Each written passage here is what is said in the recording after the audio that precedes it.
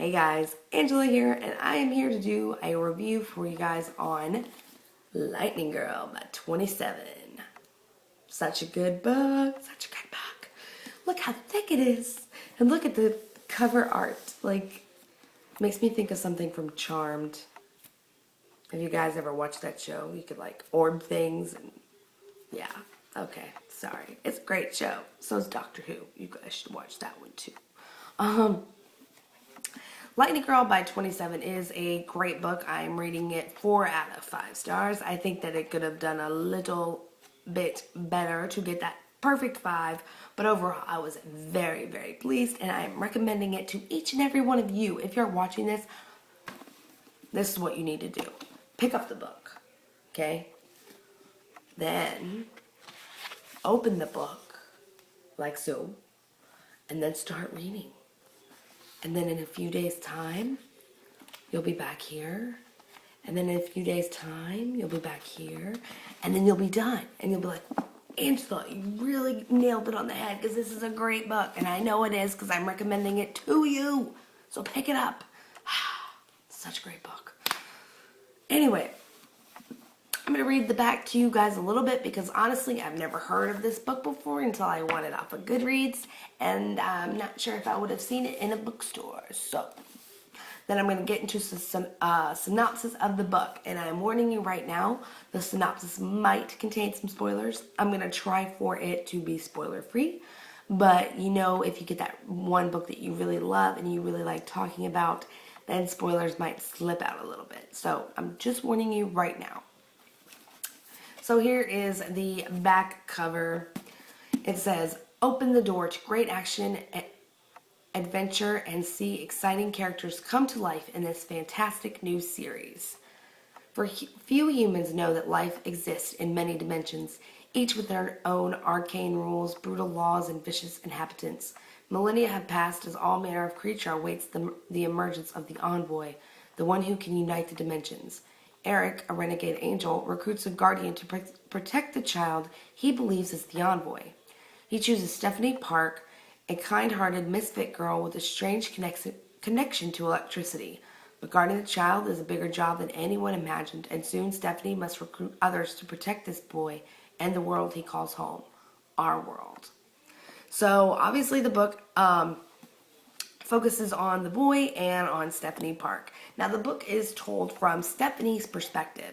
When it opens, she is a young girl, I think it's like 15 to 16, and she's been living in an orphanage for most of her life. Her dad just dropped her off on the doors. She doesn't remember anything about her mom, but she knows she's been able to use and manipulate electricity her entire life. So this causes the people at the orphanage to think that she's a freak and keep her locked up in this little tiny room, basically treating her like a mutant rather than a person. One day, while she's out of the orphanage on a day trip with a guy, she runs into a boy named Lucky. And Lucky breaks her out of the orphanage and teaches her to live life on the street. They have all these adventures together. They're always moving from place to place because Lucky is an illegal immigrant from Japan. But circumstances caused Stephanie to land back into the orphanage. And at this point I was like, this cannot be, no, not this soon into the book. But don't worry, she gets rescued again. This time not by Lucky, but by a man named Mr. Gerard. And Mr. Gerard says he is fascinated by Stephanie's abilities with electricity. He has been studying people with abilities for quite some time, and he thinks that they need to come out into the open and stop living in fear. He has the perfect plan to accomplish this. He wants Stephanie to compete in the Miss New York pageant and draw attention to people with disabilities and raise awareness about them so they can start living normal lives. Now, for a girl like Stephanie, this is the last thing she wants to do, but if it exposes other people like her and makes them feel more comfortable in the world, she's all on board for it. So along the way, Stephanie meets the Mall brothers, Keith and Kyan Mall. And Keith is 19, Kyan is 12. She immediately falls in love with Kyan. Not love, but big sister kind of love, and wants to do anything in her power to protect this boy. Keith later tells her that they have to protect him. His dad told him when he was young he had to protect him, and he's been raising him on his own since he was 7 years old. So it was a lot of responsibility on Keith, and he kind of seems a little bit standoffish in the beginning, but he comes around toward the end. Stephanie finds out that the angel Eric thinks that Kian might be the envoy, the one that can bring peace to heaven, hell, and earth, and that people are going to want to kill him. The first time Stephanie meets Eric, he's actually trying to kill him, but Stephanie gets past that and decides that she is going to protect this boy no matter what. So, using her new publicity from the Miss New York competition, Stephanie calls upon all these different synergies, which are people that have abilities like she does, to come help her protect the boy and fight in a battle that will happen. Yeah, it's pretty intense. So Stephanie forms a little gang, and they're called the Vipers, and she lives with the Mall brothers. She no longer lives with the orphanage, which is good. It's very good. And all these synergies are so excited about her cause. They want to help her. They see her as a rallying point. It's nowhere near like the book, but the closest thing that I can describe to it would be Katniss Everdeen being the leader of the rebellion and everybody flocking to her. That's kind of like what everybody does with Stephanie. She's the face, and then Keith is the brains behind everything. So it works out well. He is also a synergy. He has abilities to think of multiple different things at once. And they don't want to call them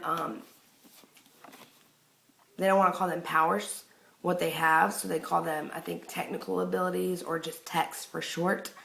So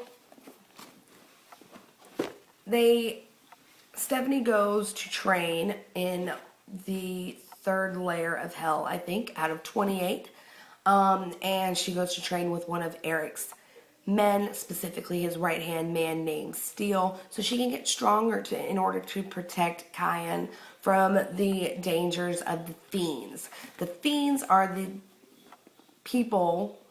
creatures that live in hell, and they are digging a tunnel up to earth. And unbeknownst to them at the beginning, the tunnel is going right into the Mall's backyard, right to where Keith, Kian, and Stephanie all live with their group of synergies. So Stephanie has to train for this. When she gets back, she trains a whole big group of people. Recruitments go on, and she gets a big army together, but it's still nowhere near enough to face the fiends that are coming out of hell. The fiends want to be on Earth, on the plane with Earth, so they can rule Earth and destroy everything, basically. But the envoy is the only one that can unite heaven, hell, and earth in all a piece. Anyway, the fiends finish their tunnel toward the end of the book, and a huge battle ensues. And I don't want to say what happens because that was close to the end. This is book 1 of the Super Connected series, and I'm guessing there's going to be another book because on the back it says Fantastic New Series. So I didn't really see how it could be set up for a series yet. I don't know. I'm excited. There were a few minor details that weren't resolved for me, but that's okay. I'm excited to see where it leads. And I think the author, 27, was very smart when writing this book, because I don't know if it's a man or a woman. I just know that they use this great pseudonym, so crazies like me could not send them a bazillion tweets, emails, and maybe even stalk their house wondering when the second one's going to come out. So the plot was very fast moving, which I loved about this book. It was super quick. I started this book Halloween when I got home from work at 9 o'clock at night, and I finished it today. And I was simultaneously reading another book, so I didn't have all my attention focused on just this one. But it moved very quickly. Now here's some of the cons about the book. In the beginning, the writing was kind of elementary. I think that this is because Stephanie has been sheltered in an orphanage her whole life and doesn't really know the ways of the world yet.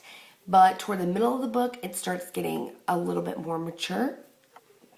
And I'm pretty sure it was showing Stephanie's lack of understanding. I really hope that's what it was, and not just like the writer was starting to write, and then like toward the middle of the book, the switch came on. You know what I mean? Like, I don't think that was the case. I think it was just showing that she was a little bit stunted in the beginning.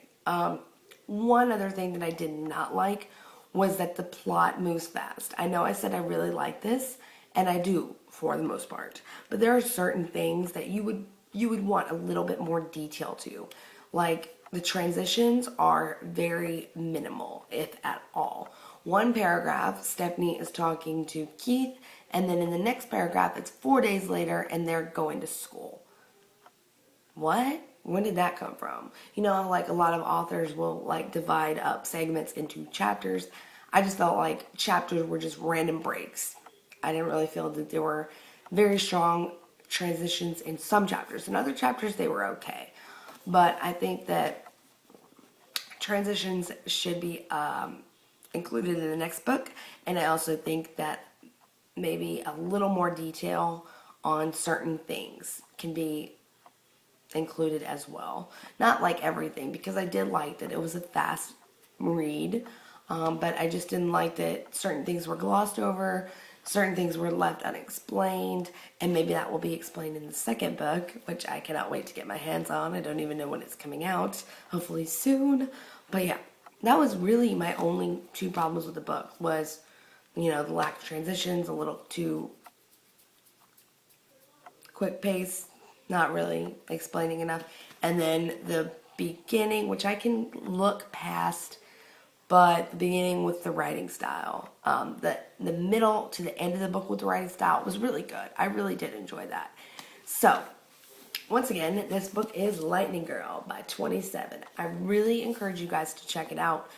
I don't think you'll regret it. I really don't. I think it is a YA novel, and it's a science fiction, but if you like X-Men, you will really like this book. Like, I was just like, wow, this is a whole lot like X-Men, except they're not forming a school. They're just all living under a roof together. And I was amazed. One thing that I thought could have made this book 20 million times better and probably get a 5 out of 5 from me, even with the writing style in the beginning and the lack of transitions, would be if they had like graphic novel to accompany it. You know what I mean? Like, if you've ever read Jodi Picoult's 10th Circle, she has the story, the novel, and then every at the start of every chapter, I think, it's a little comic strip. And I just thought that would have been epically awesome. Like, seriously. Because it would have gone with the whole kind of X-Men-y theme that I got in my head from the very beginning of reading this. And even though, you know, they don't want to call them powers, I kind of called them powers a few times, but they're technical abilities or just techs or whatever. But yes, if you like X-Men, if you like comic books, I think this would be your book, and I really think that they should have had a comic strip to go with it. That's just me. So if you want to go check this book out and then let me know what you thought about it, please do. I would love to talk about it with you. Let's get the conversation going down below, or on Goodreads, or on my blog, both of which I will link in the description below, and I will see you guys next time.